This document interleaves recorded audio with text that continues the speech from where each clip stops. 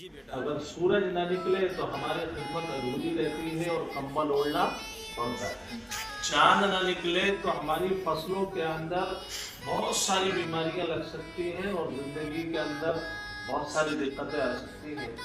تو یہ تمام چیزیں میرے اور آپ کی سہولت کے لیے اللہ نے پیدا، لیکن اللہ نے مجھے اپنی عبادت کے لیے پیدا کیا.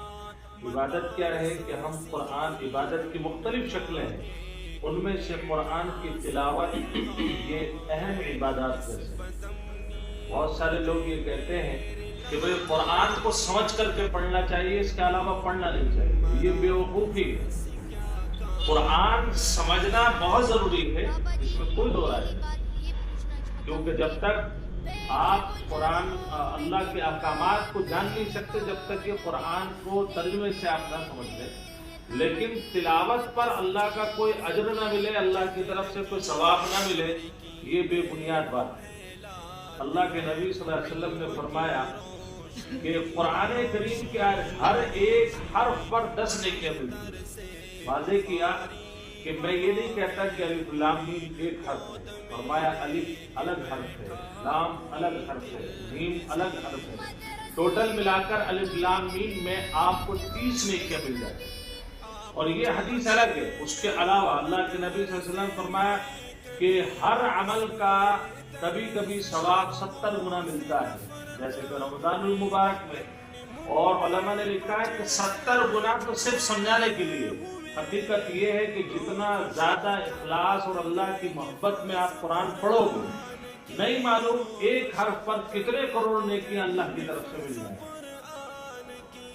تو قرآن محبت سے دیکھنے کی چیز ہے، محبت سے پڑھنے کی چیز ہے، محبت سے پڑھانے کی چیز ہے. لیکن سب میں ایک چیز عام ہے اور وہ ہے اللہ کی محبت. آپ نے آج قرآن کریم ناظرہ مکمل کیا. بہت سارے ماشاءاللہ بچے اس سال ہمارے یہاں تقریباً 35 بچوں کا قرآن کریم مکمل ہو رہا ہے، جس میں سے الحمدللہ 2 حافظ قرآن ہیں اور باقی 27 لوگ ناظرہ ہیں، لڑکیاں لڑکے. آپ لوگ ان کے بعد اور کی دعا ہوگی، اور کی دعا ہوگی. یہ دعا کا مقصد بھی یہ ہے کہ لوگ پوری دنیا والوں یہ سمجھتے تھے کہ مسلمان اپنے قرآن سے دور ہو جائے گا.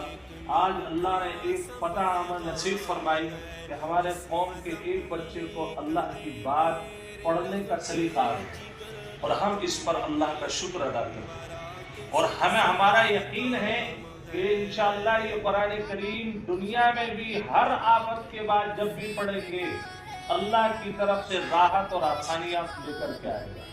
اور بعد مرنے کے قبر میں بھی اور اس کے بعد حشر میں بھی انشاءاللہ قرآن کریم ہمیں تنہا نہیں چھوڑے گا. اس کی وجہ ایک حدیث ہے. اللہ کے نبی صلی اللہ علیہ وسلم نے فرمایا کہ 2 چیزیں ایسی ہیں کہ جہاں پر سکہ نہیں چل رہا ہوگا قیامت کے روز، وہاں 2 چیزیں جب تک اللہ سے سفارش کرتی رہیں گی، گزارتی رہیں گی، جب تک کہ اللہ کی طرف سے اس مجرم کی طرف لیے آزادی کا اور معافی کا پروانہ انہیں نہ دلوا دے. وہ کون کون سی ہے؟ الصیام والقرآن. کہ ایک تو روزہ ہے جو بہت تکلیف سے رکھا تھا، بھوک میں رکھا تھا، پیاس میں رکھا تھا. اور ایک قرآن ہے کہ یہ قرآن کریم کو اس نے کبھی نہیں چھوڑا. تکلیف ہوئی، شادی ہوئی، بیاہ ہوا، کوئی بھی کام ہوا، اس نے قرآن کو اپنے دل سے جدا نہیں ہونے دیا. رات کو پڑھا، دن میں پڑھا، جب موقع لگا جب پڑھا، اور ہر مرتبہ اللہ کی محبت میں پڑھا. بچپن میں بچہ تھا جب بھی پڑھا، بڑا ہوا جب بھی پڑھا، بوڑھا ہوا جب بھی پڑھا، مرنے سے 1 منٹ پہلے بھی پڑھا. اے اللہ میں سے اس نے پوری زندگی مجھے نہیں چھوڑا، تو اے اللہ میں جب تک اسے نہیں چھوڑوں گا جب تک آپ اس کے لیے جنت کا حکم نہ کریں. یہ اللہ کی نبی صلی اللہ علیہ وسلم کی حدیث ہے. اس لیے آپ لوگ جب قرآن پڑھ رہے ہیں تو ایک بات یاد رکھو کہ اسے زندگی بھر قبر تک اترنے تک جب تک ہمارے اندر سکت ہے ہم قرآن کا دامن انشاءاللہ نہیں چھوڑیں گے. نیت کرتے ہیں انشاءاللہ سب لوگ. اللہ تبارک و تعالی نیتوں قبول فرمائے اور انشاءاللہ اس کے بعد آپ کی حفظ کی نیت ہے اللہ تعالیٰ آپ کے لیے آسان فرمائے. دعا کریں.